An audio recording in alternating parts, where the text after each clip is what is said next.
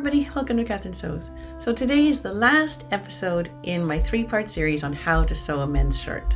So I've been using McCall's 8415, which is a really nice pattern for making a men's shirt. It's meant to be a dress shirt with, a vest and a tie, even a bow tie. It's really quite nice, but I'm just making a casual plaid shirt from it and it's been going really well. So in part 1, I did the button placket in a way that I think is easier and better than what the instructions tell you to do. I did the pockets and the yoke with the front and back attached. And then part 2 was all just about the collar and collar stand. And in that one, I used some techniques that blew my mind when I learned them, and the collar has come together beautifully. So check out part 1 and part 2 if you haven't already. But today we're finishing it off. And what I'll be starting with today is the sleeve placket.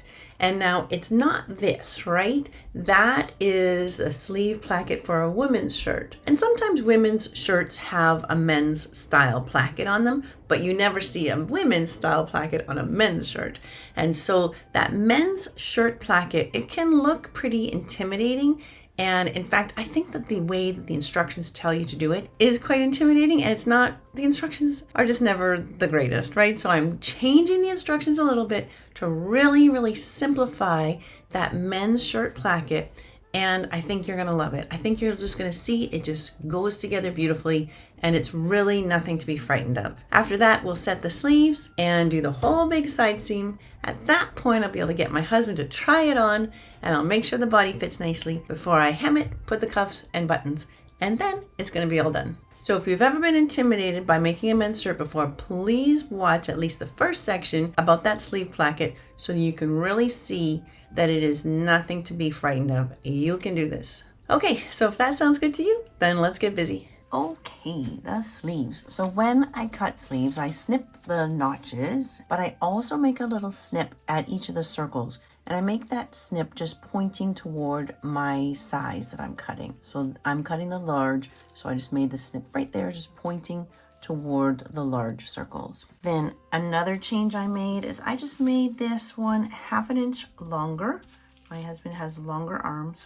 And then at the bottom here, I also make a snip at each of the arms of the pleats. And I'm also just going to make a notch at the bottom of the slit where the placket goes. I'm not cutting the whole way up. I want to be able to differentiate that when I'm at the sewing machine. So I'm just going to make that notch longer. I can go up maybe even that far, like 2 centimeters, maybe 3/4 of an inch, just so I can distinguish it from the other notches. And then the placket itself, I cut that on the bias just so I didn't have to try to match the plaid where it's going to land on the sleeve. So that I did cut on the bias. And on this one too, I made a little notch just at the bottom of the slit.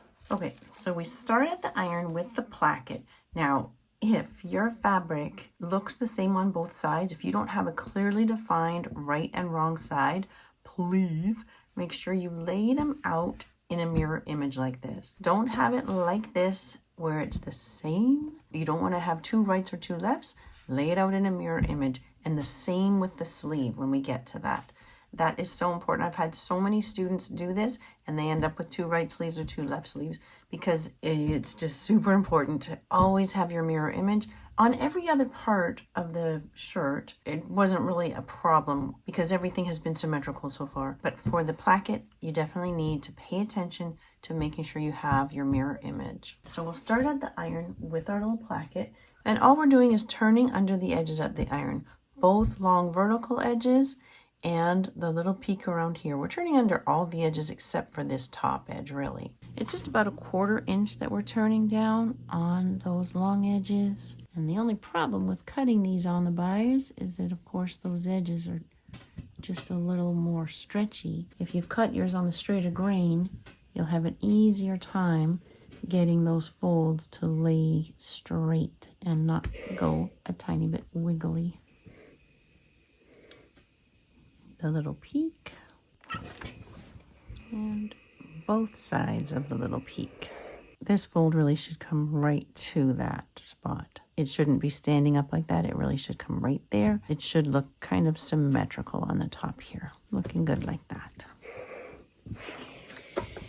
Good, so about like that, where your fold comes right in line with that top edge, and the peak looks symmetrical. That looks pretty cute. So I did not mark my vertical lines here because I knew with that pressing that I'd be erasing those vertical lines. So now I need to go back and do that. So now working with them individually, I'm going to line the pattern piece back up. I've got an even 1/4 inch sticking out all the way around, and then I'm just going to put a couple pins on that center line.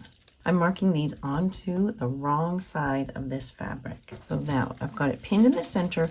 I'm just going to fold it on that outer dotted line. And then with my ruler and my scrap of soap, or you could use wax, or if it's a light colored fabric, my favorite is the friction pens. There's a link in the description box to my friction pens, and I just love them. And I want to also mark the top and the other side. I wouldn't say these plackets are easy, but they certainly are easier when you use a bit of precision. If you're not precise, everything becomes more difficult. Good, that looks great. So I wanted to make sure that those are parallel. If one looks like it's flaring out a little bit, then I know I haven't done a very good job. And I would just take another look at that. So lined up nice, that 1/4 inch sticking out evenly all the way around, pin in the center line, and then fold it back on the dotted line. And I only need to mark this on the placket. I don't need to mark it on the sleeve. Okay, so now I want to take my 2 sleeves and lay them both wrong side up. And remember, I made those notches extra long where that slit is going to be, where the placket has to lay. These lay right side onto the wrong side, and it's not like this where the peak is closer to the seam. So I know this is not the correct placket for that sleeve. That one has to come over here. The peak lays closer to the center of the sleeve. The center of my lines here, I'm lining that up with that cutout, the longer notch that I made there. So that goes here. Again, the peak is more toward the center of the sleeve. Good? Excellent. Kind of want to make sure it looks the same where it's hitting the plaid here. So I'm just going to nudge around a little bit till they look the same. Good. And now I'm going to just put a line of pins in the center, like in between those 2 lines. Excellent. And now I'm going to sew right on those lines with nice clean pivots at the corners. Here we go to the machine. Right on top of that line.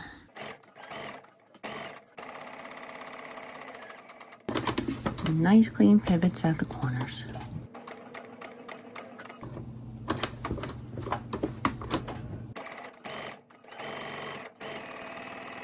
Good, so just like that. Hopefully you can see the little rectangle that I just sewed. Just like that. I do think it's really important to do the same step both times. Do you know what I mean? Sew both plackets, then cut both plackets, rather than trying to do one sleeve in its entirety and then do the other. It just works way better to do the same step on each sleeve.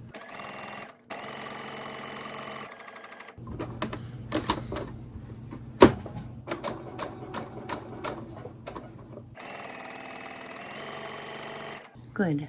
So now, here's the scary part. Now we're going to cut right between the lines of sewing to about 1/2 inch from the end. And then I'm going to go out in a Y shape to cut right to the corners. So this is where you want to double check that you have put the right side of your placket onto the wrong side of your shirt, and that you have definitely made a right and a left sleeve. You've not made 2 rights or 2 lefts, because once you cut this, you can't uncut it. So angle over to that corner. Don't cut your stitch, but you come pretty close. Okay, and it should be able to open right out like that. When you open it out like that, if you're seeing any little puckers or binding there, it just means you need to snip a tiny bit closer to your stitch. Good. Okay, and then back to the iron. Good, so now this is the right side of the sleeve, right? We sewed the placket to the wrong side, and now we can pull the whole placket out toward the right side. It's gonna be great. But now to press this nice and flat, anytime you've got something like this, a situation where you're, turning something to the other side, it's so much easier if you start your pressing either by pressing that seam open and flat, or what's called under pressing, where you push the seam allowance toward the facing piece. So I want to kind of gently pull the sleeve away from this, and while I'm doing all this pressing, I don't want to lose the nice press that I made on the first edge. So keeping that all looking sharp.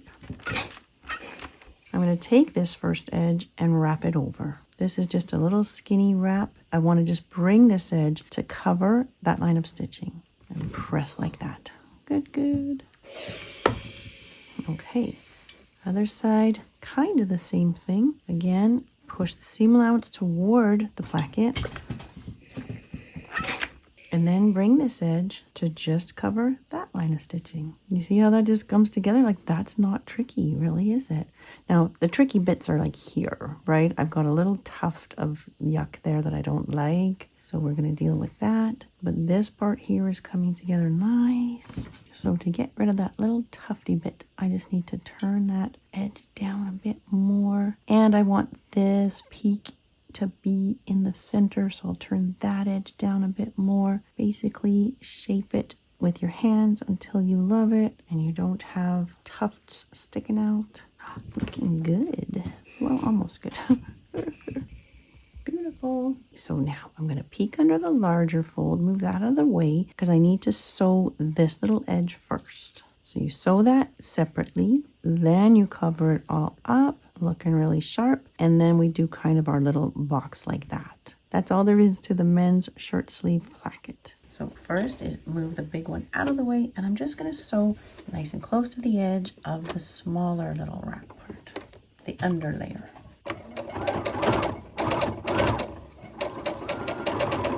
And I don't have a guideline to follow here. All I can do is really eyeball my way close to that edge.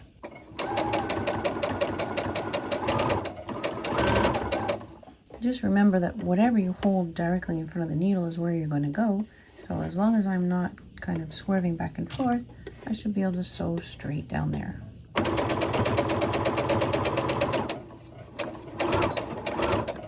One side done and looking good. So you can see on the pattern piece that my stitching line here at the top of my kind of house shape is right in line with the top of the rectangle that I sewed originally. And so for me, I think it's better to sew just a smidge above that. So when I peek underneath, there is the top of my rectangle. I don't want to miss that. I don't want to sew below there. I want to catch that. So that means I'm sewing right there. And also at the top here, I want to pay attention that all this messy business here gets covered just like that. All right, I'm covering all of that. So maybe I need to scooch over a smidge here. Now I'm safely covering over that underlayer. That is looking good. This little tuft here is still wanting to stick out. I'm going to just drag that in a little bit. Stick a pin there. Make sure my point is nice and symmetrical and not sticking out there. Once I'm happy with how it's all pinned and how it's all looking, I'm ready to start sewing. I'm going to be starting kind of at the base of this little house shape. At the bigger side, coming over toward the opening, up, make the peak of the roof, and then all the way down that side.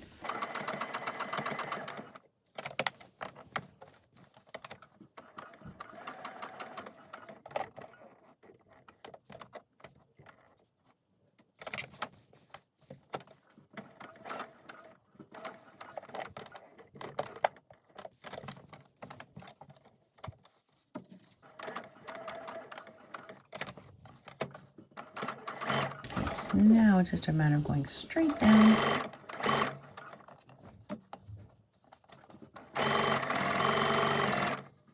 You know what? That's pretty darn nice, right? And I can't say that it was difficult. It really wasn't. Okay, so both of the plackets are done and it just went together so nicely, like no struggle at all. And they look great. I'm really happy with both of those. So that is a good thing. But now something funny. On the instructions here, the very last step of the instructions on the McCalls. Now, I'm not a slave to the instructions, but I just want to give you the heads up. They're saying turn the narrow side of placket to inside along seam based across the lower edge. They're folding that under. Now, why would you do that? What that means, you would take this under layer and fold that to the inside. You've just got it all nice and flat. Why would you fold that to the inside? It made me wonder, and so I ran to my husband's closet and I looked at all of his sleeve plackets. None of them have this little edge turned under. Like, why would you do that? It sits so nice and flat as is. None of them are turned under, so I don't understand why they would suggest you do that. That's not good. So please ignore that step. That is step 56. And we're just definitely going to ignore that. And we're now ready to set the sleeve. Yay! Okay, so here's a nice easy way to figure out setting your sleeve. I've got the front and back, like the whole body, laying wrong side up. You can see my fabric is just a little bit brighter on the right side.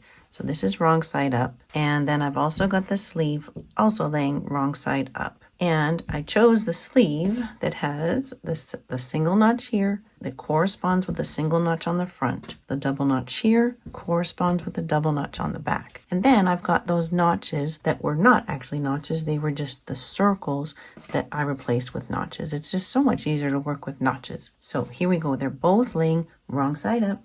And now all I need to do is sort of pick up the edges, bring them together, so that brings them right side together, and match my matching points first.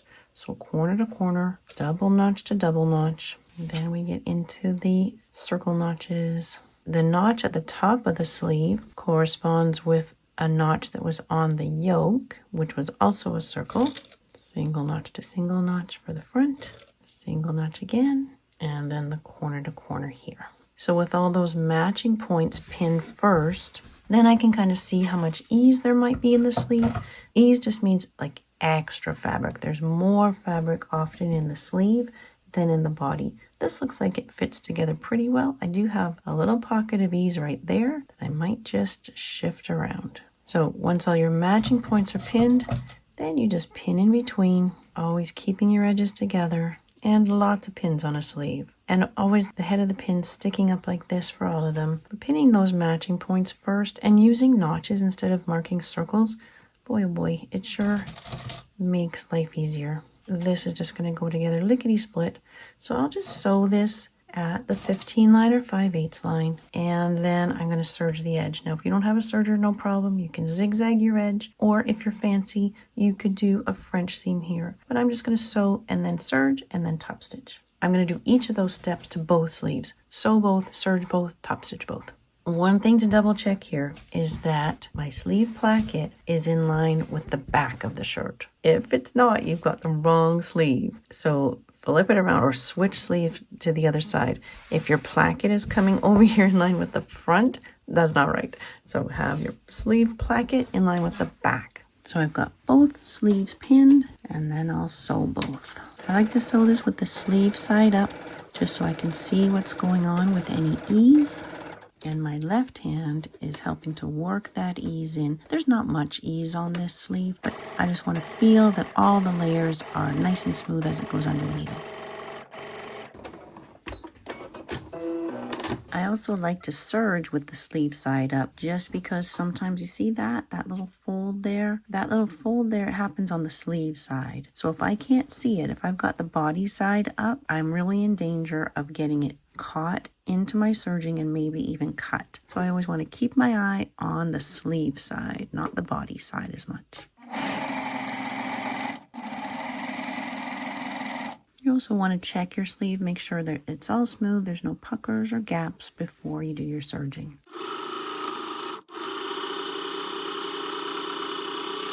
Serge both sleeves, same way, sleeve side up.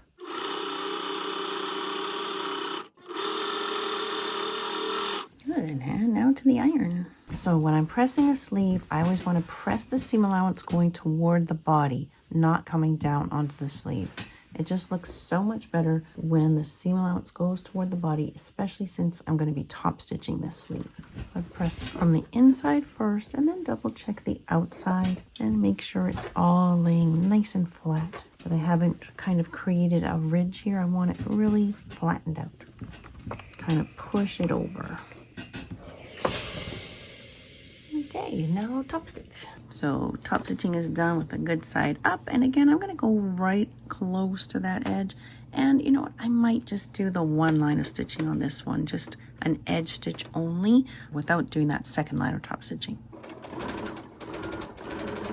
And the main reason for that decision is how close the pocket is to that sleeve. I'm surprised that that pocket is coming so close. So if I did a double row of top stitching, it's going to look even closer. So I'll just do a single row and hopefully that pocket looks okay.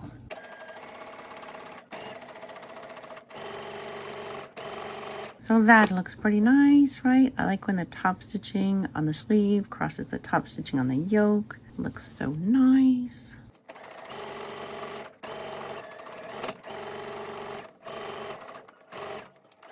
Beautiful. That is a nice feel-good step. And here's another feel-good step. Probably everybody's favorite step is when we finally get to make this giant piece of fabric look like a shirt. So we're going to be sewing up the whole side seam. So again, I'm going to start by pinning matching points. For me, I've got a plaid. So it's more important to me that I match the plaid than it is to match the corner. I'm going to match the plaid there, but the idea is corner to corner at the bottom and underarm seam to underarm seam there. And then I'm just going to take a second to match up my plaid. I want to put a pin at every plaid, or every other at least, as high as I can go, and then I might have to compromise here as I get under the arm. I'll just ease that little extra in. That's going to be just fine. And then the corner of the sleeves together. And I'm not so concerned about matching the plaid on the sleeve edge, although it does seem to be matching very nicely. Good, so now you can see that whole big long side seam all gets sewn in one. Sew and serge. It's too hard to top stitch through the sleeve, so I don't top stitch the side seam. Just sew and serge and perhaps press to the back, at least the body section, not so much the sleeve, but the section of the body gets pressed toward the back. So at this point, it's going to start looking like a shirt, and you can start doing fittings. So I might just get my husband to try this on off camera. I don't know if I'm going to be able to get him to go on camera, but I'll get him to try it on and make sure the body is a good fit for him. He doesn't like shirts to be too baggy. So I'll sew both, and then I'll do a little fitting, and if it's all good, then I'll serge.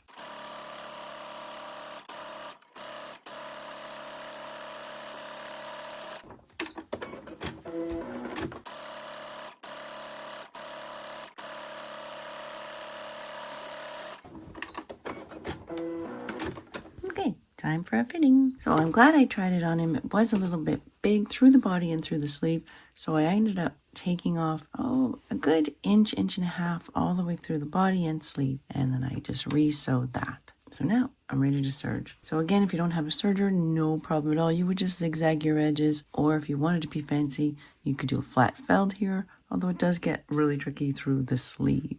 I like to serge with the front facing up so that when I press my seam toward the back, I get the nicer side of the serging showing. I also cut about an inch off the length of the front and back, not off the side was fine, but it just dipped down a little bit too low. And so the instructions for this say to turn your hem twice. I don't love doing that on a curve, so I'm going to serge and turn once. I like to have the right side of the fabric facing up for the same reason. I just like to have the good side of the serging facing. I know I'm going to be pressing this seam toward the back, so I'll have it going toward the back as I serge over the side seam.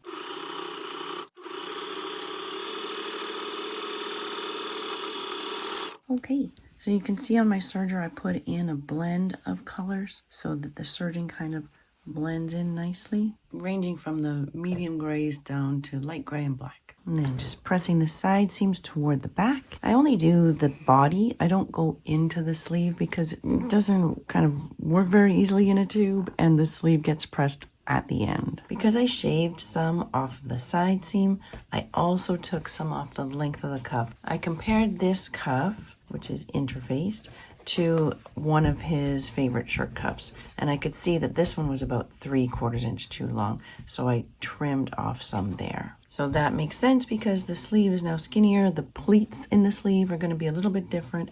I might have to wiggle around with that a little bit. So now I've got the sleeve right side out, and I think I will start with an interfaced piece of the cuff. On both sides, I want these pieces laying flat. I really don't understand that instruction where they get you to turn that. That would just disrupt everything, and it's an extremely bad idea. So I'm letting this lay flat. And I want to have finger width or seam allowance 1.5 centimeters or 5/8 of an inch sticking out there. I need that on both ends of the cuff. So I'll just pin that one there, and then the same at the other end. Let that bigger piece lay flat, seam allowance width sticking out. The side with the smaller wrapped part of the placket, that just goes all in together flush, or like even Steven. And the seam allowance is going to point towards that. Can you see what I mean about the better side of this serging, right? That is a nicer side than this. I don't know, it's one of those picky little details.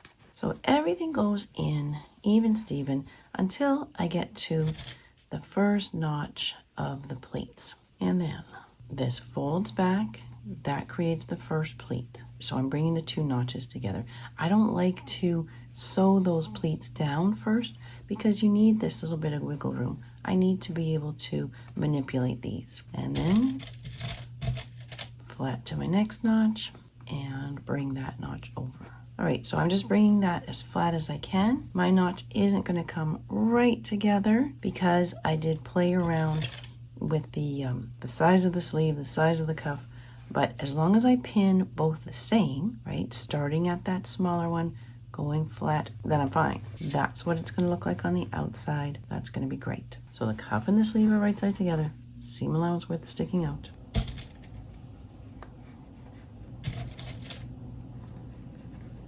So I want these to be a mirror image of each other, looking good. So sewing that at the 5/8 line or 15 line. Take out your pleat pins at the last second. Make sure the pleats stay laying the way you pin them. And to the iron. I want to press the seam allowance going down toward the cuff.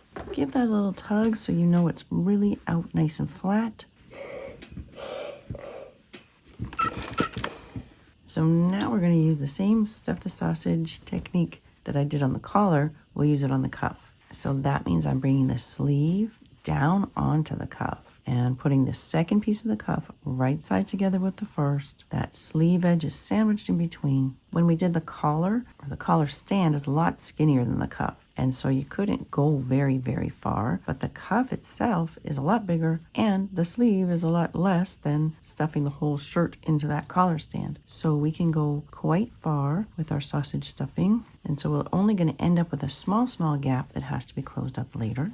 I'll be sewing this with the interfaced side up for a couple of reasons. One is so that I can see that line of stitching and follow it, but also so that the stiffer side, the interfaced side, is up and the feed dogs can help me ease in this uninterfaced edge, which is going to have a lot more movement to it. So on this side too, the sleeve goes down into the cuff. I like this way a lot more than the way that the instructions give. It comes out nicer. And I think it's easier too. Okay, so now you can see the configuration I've got here. So I'll be sewing across that top edge. That's the little sandwiched edge, pivoting as soon as I can see where my stitching stops. So as soon as my stitching ends there, I'll pivot, come down around the curve all the way in, and then pivot again and come across. So my whole sleeve is just coming out of that little section there. So it's exactly the same as how I did the collar in part 2, which worked out so nice. So this will be great.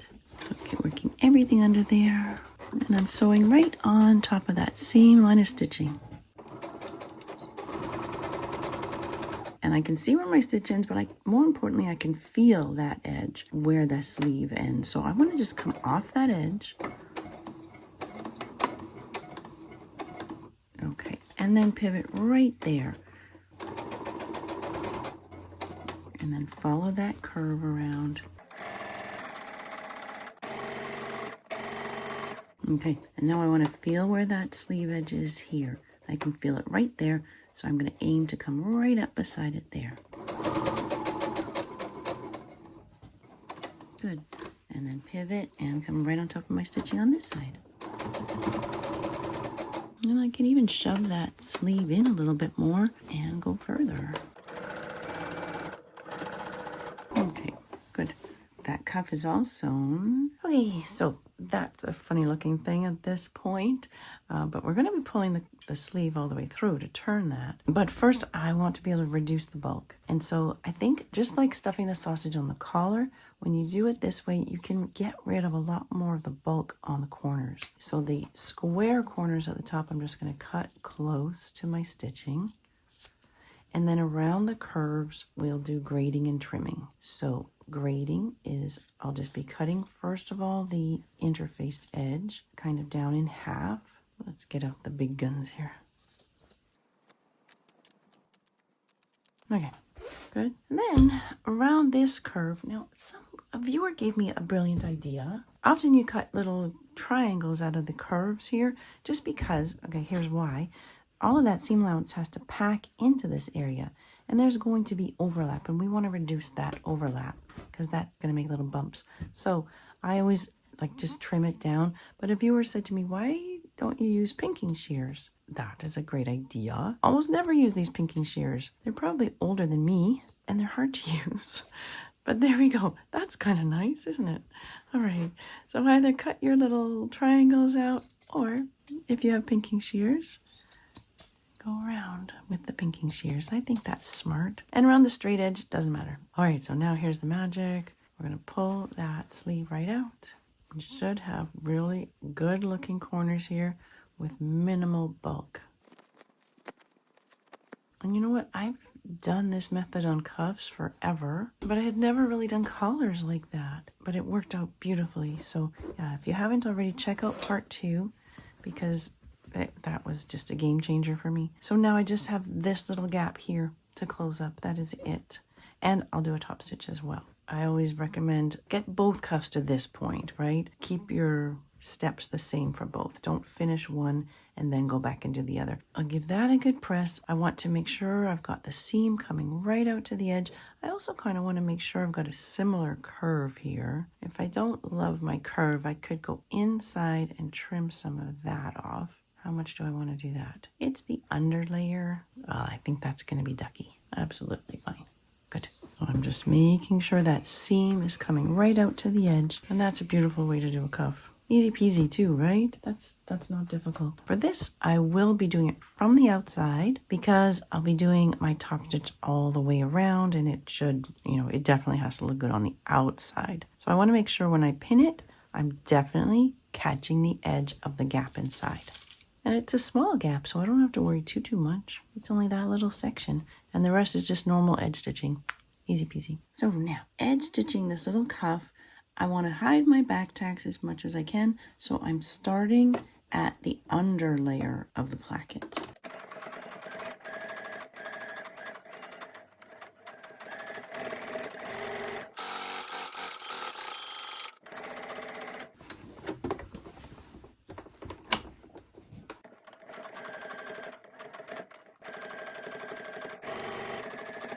Well, that's pretty darn nice. I have to say I'm in love with that. Oh, did I kind of miss my edge here? I think I'm just going to try to fake that back in. I don't have to remove any stitches because they're invisible.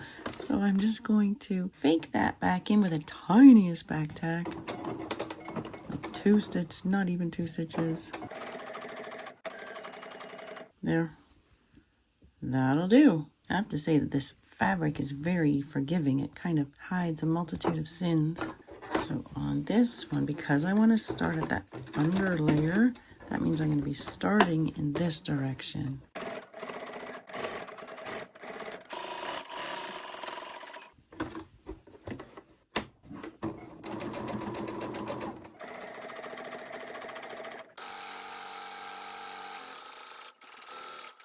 Looking sharp, right? So there's the inside of the cuff, which looks every bit as good as the outside of the cuff. Corners are just spectacular. Oh my goodness, yes. So nice. Oh my goodness. Hem and buttons and buttonholes, and that is it. All right, let's do the hem right now. So I got my big serger tail here. I'm just going to tuck it into the hem, and I am just folding up a little smidge more than a 1/4 inch, maybe not even. Okay, so my thread gets tucked in. And around these curves, so you've got 2 different curves on a shirt tail, right? You've got the outside curve and the inside curves. On the outside curve, I just want to make a nice shape. It has to kind of compact in along this top edge a bit, but that's okay. You just make your nice shape. Make sure it looks good. If it doesn't look good, don't sew it. Okay. And now it comes into the inside curve where that top edge now has to kind of stretch around a little bit. And hopefully it's clear now why I don't love doing a double turn on a curved hem. It's just no fun. And this is so easy and nice. It's fine. But if you don't have a serger, I think that is your best bet, is to do a double turn. In which case I would press it, right? Do one little fold, press, and then your second little fold. You can even sew those separately, like sew the first, turn again, and sew again. Okay, then we start the little stretcheroo around that inside curve. And that's the thing too. Do you see how sometimes I'm just holding this part straight, but I'm moving the underlayer with my left hand? That can be helpful too. Okay, coming into the home stretch here, I can shorten my serger tail, but I don't want to cut it off altogether because I want to be able to fold it in, and then I hold that end. I really don't think it's advantageous to pin a hem like this first. You just end up organizing twice. So I just hold with my hands and go. And a hem like that always needs a final press. And I'll just check, make sure I didn't miss the edge anywhere. I think I'm okay. All right, press that.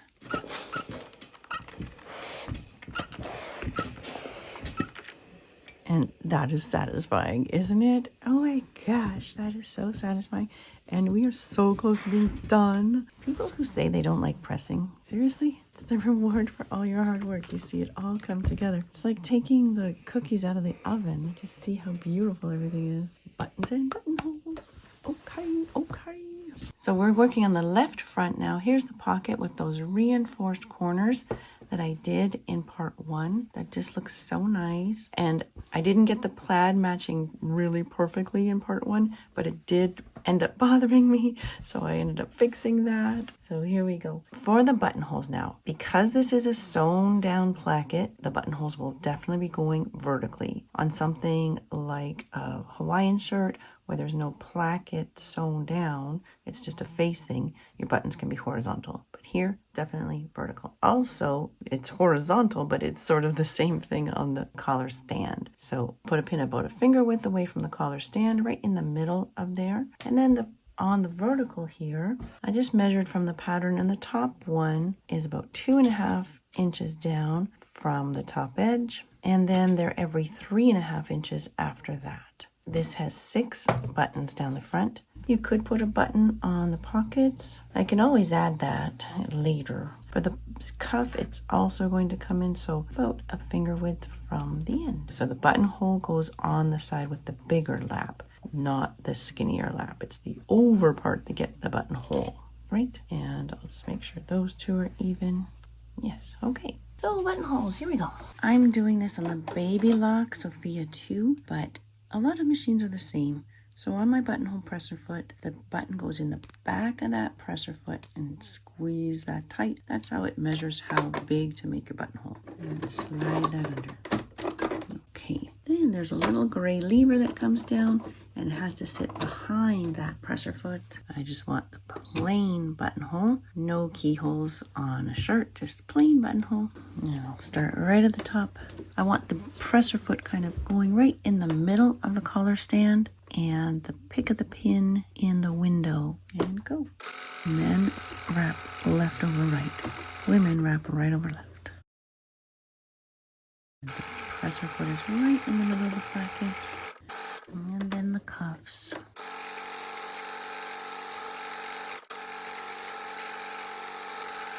Buttonholes are done. Snip off the threads. And then with nice small scissors, and I just love these little ones. They're little small Henkels. I just recently got them. I like them so much. I'll put a link in the description box. They are so handy and so sharp. Some people use a seam ripper to snip open their buttonholes. I've just seen bad things happen with that. Even when you put a pin at the end to stop your seam ripper, no, that is just way too scary. So just wiggle the point in and snip. Buttons. So I use just like an arm's length of thread. There's no point in going longer than the length of your arm because that's all you got. And then I'm going to double it. And then I'm going to quadruple it.